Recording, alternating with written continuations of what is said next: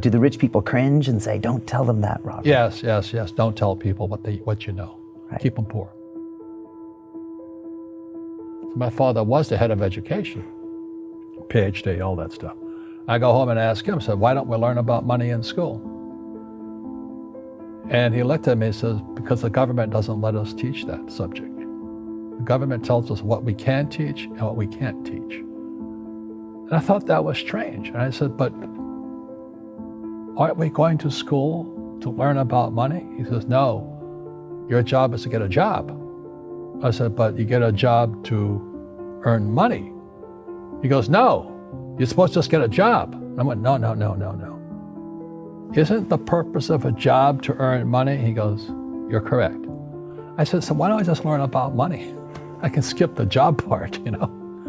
And he got flustered and he said, look, if you want to learn about money, why don't you ask your best friend's father about money? And I said, why? That's Mike. So I asked him. He says, because Mike's father is an entrepreneur. And I said, what are you? He says, I'm an employee. I'm a government employee. I went, oh, what's the difference? He says, the difference is an entrepreneur must know about money, or they're no longer entrepreneurs. And he says an employee doesn't have to know anything about money, because the government will take care of them, the company will take care of them. So I'm all confused. But I took my dad's advice and I trundled over to Mike's father's office and knocked on his door and I said, hey, I'm here, 9 years old. Teach me about money. He says, beat it, kid, you know. But that's where the story of Rich Dad, Poor Dad started. And finally, through persistence, my rich dad started teaching me about money on one condition. And that condition was he would never pay me. He says, the moment I pay you, you think like an employee. He says, that's the trap. Entrepreneurs work for free. And now I'm 9 years old, my head's going cracking in half. He says, you never want a paycheck. You understand that, kid? I said, okay, I got it. And he says, well, how do I make money? He says, that's what entrepreneurs figure out. So how do I learn about money? So he would just break out a Monopoly game board. So I would work for free. I'd pick up cigarette butts, and he had hotels and restaurants, and I would clean and do menial tasks. And as I got older, I started getting into office work and marketing and accounting, and I was an apprentice basically, but I always worked for free. And he would teach me about money, but the way he taught me about money was playing Monopoly. And finally one day I got upset. I said, well, when are you going to teach me about money? He says, what do you think we're doing? We're playing Monopoly. He goes, no. What do you think we're doing? We're playing Monopoly. He says, what do you think we're doing? So I don't know. I'm teaching you about money. And then that's when, you have one greenhouse. He says, there's many formulas for great success in money. There's thousands of them, but one of the best ones found on the game of Monopoly. It still is today. 4 greenhouses, 1 red hotel. I said, what? He says, one of the greatest ways to acquire great wealth is playing Monopoly in real life. 4 greenhouses, 1 red hotel. Is that all there is? He goes, that's it. And he says, what do you think I'm doing? And I went, I don't know. So then he took me out and he showed me his greenhouses. And 10 years later, when I was 19, I was now in school in New York, and I come back to Hawaii, and Rich Dad had bought the biggest piece of land smack dab in the middle of Waikiki Beach. And when you go to Waikiki Beach today, you'll see the Hyatt Regency Hotel. That was his hotel. Just like the game of Monopoly. Just like the game of Monopoly. Acquired assets and they became bigger assets. He just kept what's called an assemblage, because that property wasn't that big at the time. So he had to buy out all the small guys. Because Waikiki was a little dirtwater little town. So he'd buy out this shop owner and buy that shop owner. And it took him a while, but he finally assembled this large piece of property. And then he and Hyatt put up this giant hotel. And it just sold for $800 million. So that's how I learned about money. I've had financial crashes. I've had people stab me in the back, but they're all good because I grow from it. That's spirituality. Right? People who are afraid of making mistakes, like they teach in school, they don't ever grow because spirituality is there's good and there's bad, there's right and there's wrong, there's up and there's down.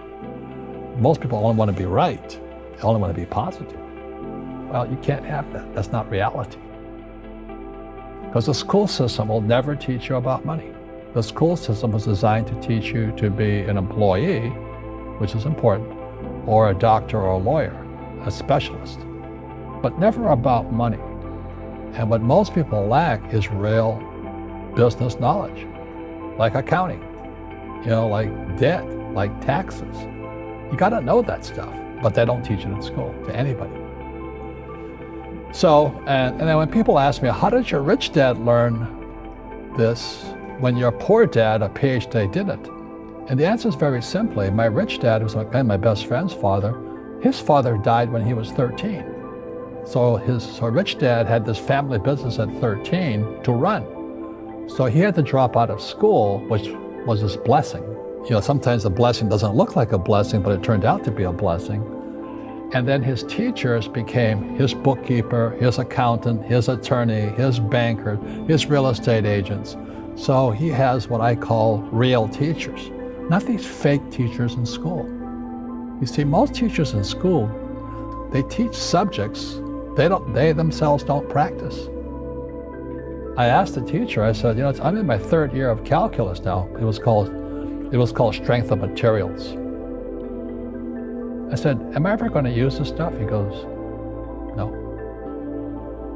I said, why do you teach it? He says, because I get paid. I said, do you ever use it? He goes, no. And that's why, you have to, in life, one of the things I suggest to people, you got to find a real teacher versus a fake teacher. And a fake teacher is somebody who doesn't do what they teach. And a real teacher is doing what they teach every day. So my accountants, my attorneys, they're in it every single day. And that's how I learn, because every day I'm solving problems in my business. So I have accountants and attorneys and bankers and all these people on speed dial because I'm solving problems with my team. Do the rich people cringe and say, don't tell them that, Robert? Yes. Don't tell people what you know. Right. Keep them poor. But, unfortunately, the poor, as was in the Bible, I'm not real religious, the poor will always be amongst us because it starts up here. Right, it's that fear mentality. It's in their words, and the words become flesh. Again, I'm not really religious. I flunked out of Sunday school also. But when they say I can't afford it or I can't do that, they go down. They become what they say. My PhD dad, he says, what do you think I am, made of money? I can't afford that. And my rich dad would say, that's why he's poor. Poor people say, I can't afford it, I can't do that, I don't have time. Because it's an escape. It's an escape, you know what I mean? It's easy to say, I can't afford it. And your rich dad used to say what instead of, I can't afford it? How can I afford it? How can I do that?